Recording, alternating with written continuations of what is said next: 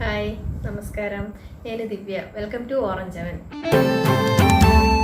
ఈరోజు మనం సింపుల్గా ఒక మటన్ కర్రీ చేయబోతున్నాము.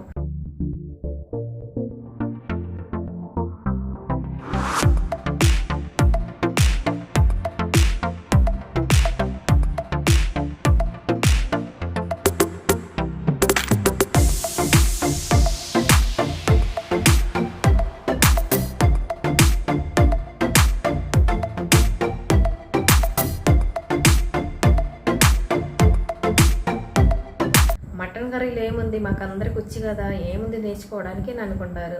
ఇది సింపుల్గా అంటే పిల్లలు ఎవరైనా బాజిరేస్గా బయట ఉంటారు కదా, వాళ్ళకి కూడా ఎలా చేయాలో అని నేర్పించేటట్టు సింపుల్గా ఉండే కర్రీ ఇది. మనం ఒక 1/2 kg మటన్ని బాగా నీట్గా కడిగి కొంచెం ఉప్పు, పసుపు, మిరియాల పొడి వేస్తున్నాము. అలాగే కొంచెం వాటర్ కూడా పోయాలి, ఎక్కువ అవసరం లేదు. ఆల్రెడీ మటన్లో నుంచి వాటర్ బయటకు వస్తూ ఉంటుంది. కొంచెం అల్లం వెల్లుల్లి పేస్ట్ అన్నీ వేసి బాగా మిక్స్ చేసి ఒక 2 విజిల్ దాకా ఉడకనివ్వండి స్టవ్ మీద. అప్పటికి మనం గ్రేవీకి కావాల్సిన ఉల్లిపాయలు, పచ్చిమిరపకాయలు, టమాటోలు అన్నీ కట్ చేసి మసాలా రెడీ చేస్తాము. అప్పటికి మటన్ కూడా ఉడికిపోయిద్ది. ఉల్లిపాయలు ఒక 3 సరిపోతాయండి. మిరపకాయలు కూడా ఒక 2 ముక్కల దాకా కోస్తున్నాను. చిన్నగా కట్ చేయాల్సిన అవసరం లేదు, ఆయిల్లో ఫ్రై అయిపోతూ ఉంటుంది కదా, అందుకని. ఈ టమాటాలు కొంచెం చిన్న ముక్కలుగా కట్ చేసి పెట్టుకోవాలి.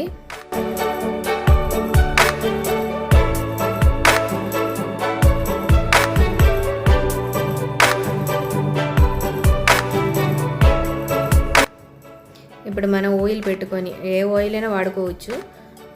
ఆయిల్ పెట్టుకొని దానిలో ఉల్లిపాయలు, కరివేపాకు వేసి వేయించుకోవాలి.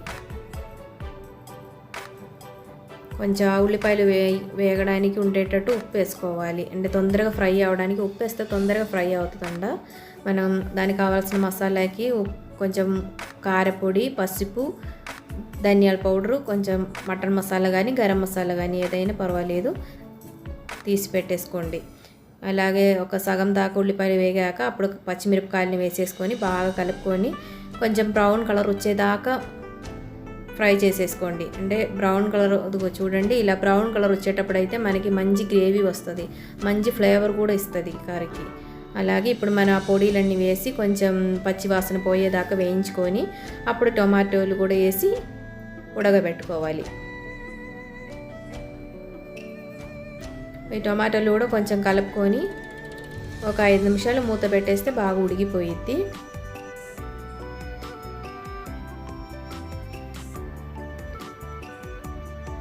ఇదిగో ఇప్పుడు మనం మూత పెట్టేస్తే అది బాగా ఉడికి మెత్తబడిపోయింది.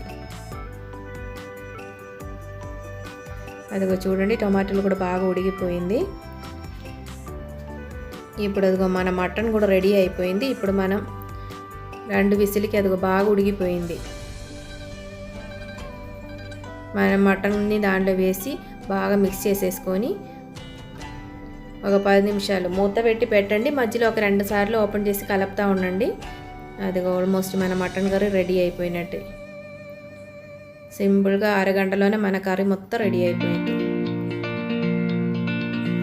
కొంచెం కొత్తిమీరతో గార్నిష్ చేసేసుకోండి. అదిగా చూడండి, మంచి ఫ్లేవరబుల్గా మంచి కర్రీ రెడీ అయింది. ఇప్పుడు మనం ఇది చపాతీతో కానీ పొరోటాలతో కానీ అన్నంతో కానీ దేనితో అయినా సర్వ్ చేసుకోవచ్చు.